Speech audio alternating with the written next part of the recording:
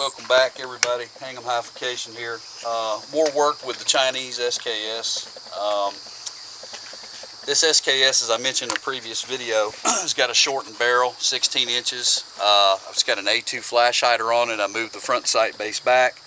What we're going to try to do today is basically get the elevation and windage correct. The windage on these Chinese SKS is accomplished via the front sight post. So to change your windage left or right, you have to move the front sight left or right accordingly, and that happens inverse to where the point of impact is. So for example, if I shoot at the target and the point of impact is to the left, I have to move the front sight to the left. If you're working with the rear sight, you move the rear sight in the direction that you want the impact to go.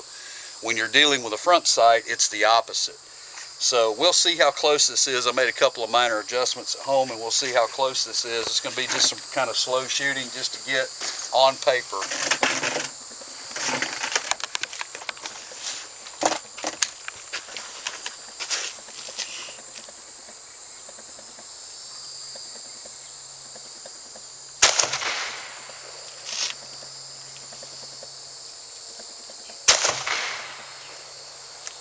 Okay.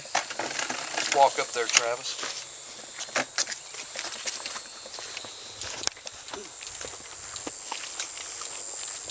Where we are today, we're at a DNR shooting range. We're actually on the handgun side at the 25-yard distance, and that's perfectly acceptable for sighting in a rifle. As a matter of fact, when I was in the Army, we were using our M16s. We started at 25 yards. So I would say I'm pretty close on elevation. I'm going to run I'm definitely good on windage. Okay, so the most important factor in any gun, I don't care if it's a hunting rifle, if it's a 357 Magnum or a 1911, you want to get your windage correct, and anybody will tell you, expert shooters will tell you that give them correct windage every time. You can adjust the elevation, and once your sights are set for a particular distance and considered zero, adjustable sights do nothing for you after that, other than correct for using different loads. So if I use a lighter bullet, the impact will be lower, and then you can adjust to that. But once you adjust to that particular load, there's no more adjustment needed. So I like adjustable sights, but once you get it zeroed, you still, if you're using the same load, you still have to correct for elevation based on different distances. So if everything that you're shooting is at 100 yards, you're golden. You can hold dead on at 100 yards and you're good. But if you're shooting at 50, that point of impact is going to be really low, a lot lower than you think sometimes, depending on the difference in the center line of the bore and the optic or the sights that you're shooting through. But that looks pretty good. I'm going to go back and make one little quick adjustment. This is at 25 yards, so this is a short carbine rifle, and this is going to be a close-in gun for me. So let's go make an adjustment and come back. So what we have is impact. In my opinion, we have impact at the middle of the target, and I was holding dead on. I want to bring that up just a little bit. So what I'm going to do, Travis, if you show this right here, the rear sight is set back and recessed at basically what I would call the first position. The very lowest position, in other words.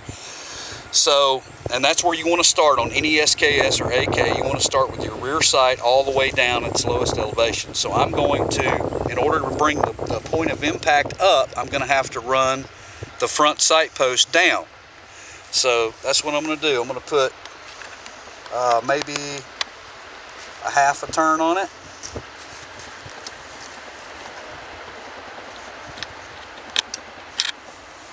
Okay, so that should bring, the windage was just about perfect.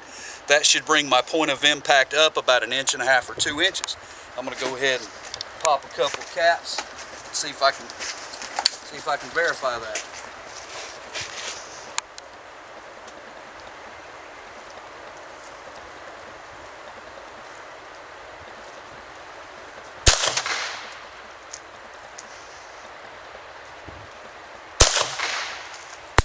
Okay, let's go look at that adjustment.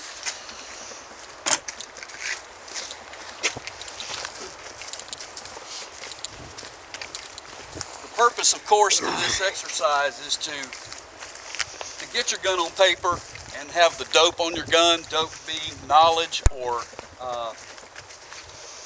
verifiable information of where your gun is going to hit. Those last two shots are right there, one right on top of the other. I'm very satisfied with that. I would consider this gun 0. I might just run the left sight, the front sight to the left just a touch. I'm going to go do that. We'll fire for effect when we get done. What I'm going to do now, I'm just going to do a I'm going to do a run my rifle dry drill. A lot of people call it transition drill. Call it what you want. It's good to practice different things. Shooting at paper is not like shooting at people. So I'm going to shoot at the farthest target, and I'm going to run the rifle dry, and then I'm going to transition. Travis, show him over here. I'm going to transition to this bad guy right here in front of me, and you'll get to see all that, and hopefully it'll work out well.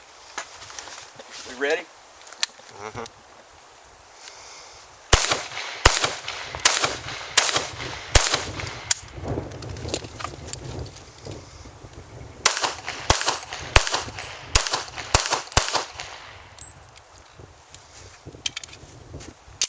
Clear.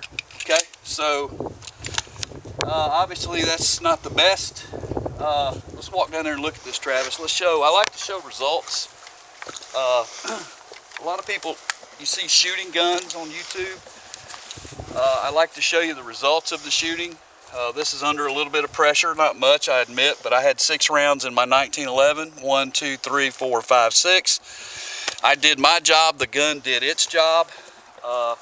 Wasn't lightning fast, but it was a first run, and we're just practicing. So there's nothing wrong with that. With the SKS 7.62 by 39, I don't remember how many shots I had. I think it was these two were already here. So I've got 1, 2, 3, 4, 5. I had 15 in the mag. I shot 10 earlier, so all of those were quick hits. And as you can see, I was pushing the shots just a little bit. But here's the thing, folks. This is practical shooting or combat shooting. I could care less. That is a very optimum result. I've got 5 rounds in the size of my fist. If I'm aiming at the guy's chest, I've got 5 rounds in one spot.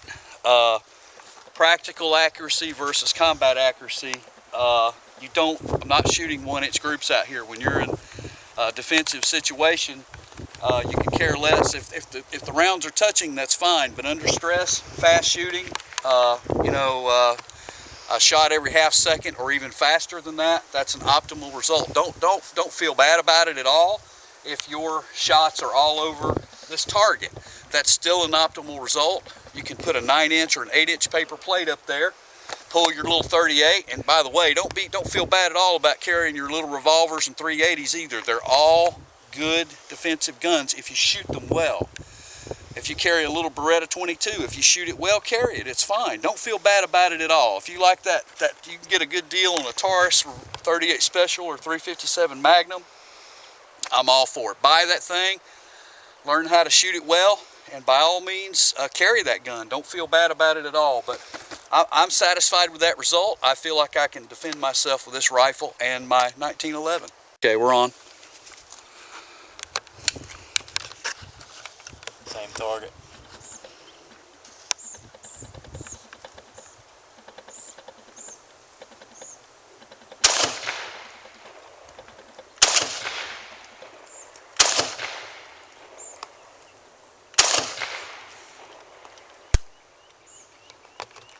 Sweet. How's that feel? Is it short, nice? You like the length of the rifle? Oh yeah, I love it. Love it. Got my damn earplug in. Rang my ears pretty good. Stupid. Let's check this out. Terrible. No, it's pretty good. I mean, you're hitting, you're hitting an 8-inch square target, just casually shooting. I mean, it seems relatively easy to do. You don't have 29 years of experience doing this, and yeah, it's still within the upper body range. I mean, so what? So what on that? So just what you do there is you just practice. Shoot more rounds. Practice makes perfect. feel pretty good to you though? Yeah, it felt great. Felt great.